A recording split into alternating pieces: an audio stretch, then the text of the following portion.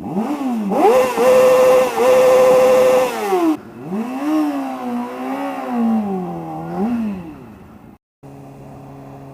back, guys. It's been a long time since I last did a vlog of any sort. And I've got myself a new camera angle. I'm using the Drift Stealth 2 on the helmet. Still using the audio from the GoPro. It's currently looking at me from the front of the bike. Until I can find somewhere else to put it on the bike, I've got a suction cup. It doesn't sit on the exhaust. It doesn't sit on the tank. But at least I can keep an eye on how long I've been actually recording for as well. Oh, so what have I been up to? Well, you've probably seen on my channel a few games appear every now and then. I've been playing a few games with people. I've been off work for a long time on the sick.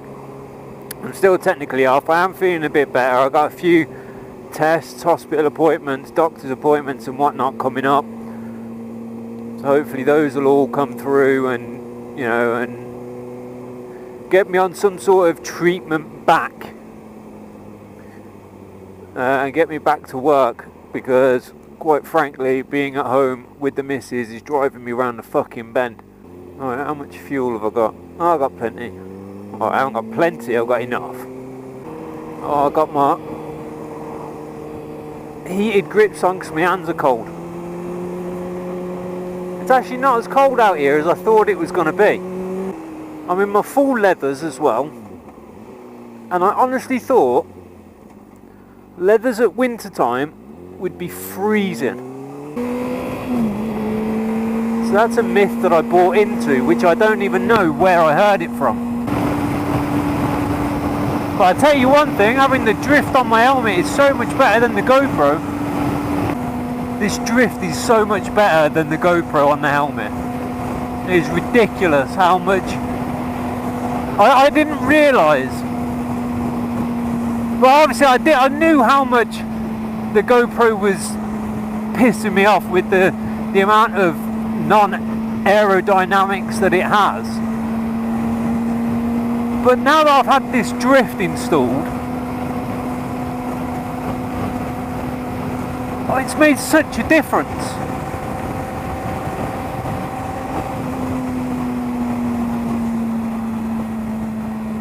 And they're both recording at 960 30 frames per second, I believe, which for motor vlogging you don't really need anything more than that. To be fair, you could do it at 720 and it would be fine. I know the drift only does 30 frames per second regardless of 720 or 960. The GoPro can do 60 frames per second.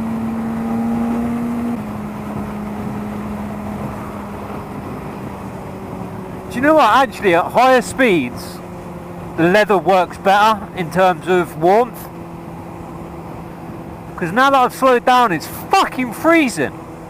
I mean, not freezing, but it's cold. It is cold. And I've got thermals on as well. But at the higher speeds I didn't really notice the cold. I mean, these heated grips are a fucking godsend, I'll tell you that much.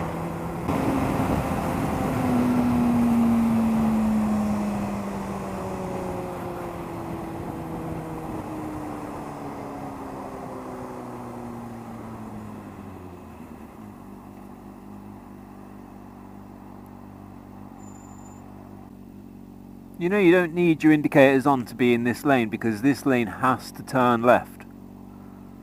Everyone knows where you're going. Because if you go straight on, you're going to crash into the car to the side of you. Because there's no lane straight on. Bus lane cameras. They're not installed yet.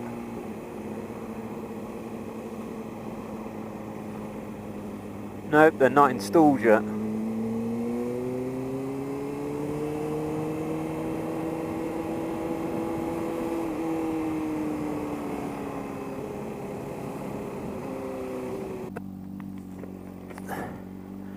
Another reason why the drift is better on the helmet I can check over my right shoulder.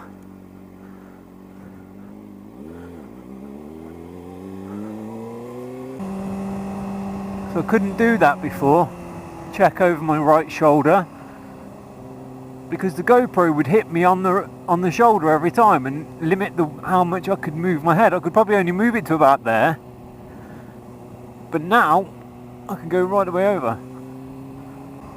But otherwise, guys, I hope you have liked this and the second camera angle.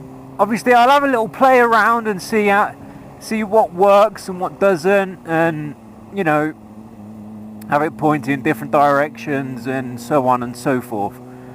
Let me know what you guys think about having the second camera. You know, or is it just the one camera that you'd rather see me have? Because if that's the case, then I can just use the GoPro to record audio and have the drift stuck to my helmet, so I can see, you know, I've always got that helmet camera. Does it add another dimension to the ride? You tell me, let me know in the comments below. But otherwise, I will see you all next time, and hopefully we'll have something to talk about, because at the minute I haven't really got much to chat about, but I promise you next time we will. See you later, guys. Ta-ra!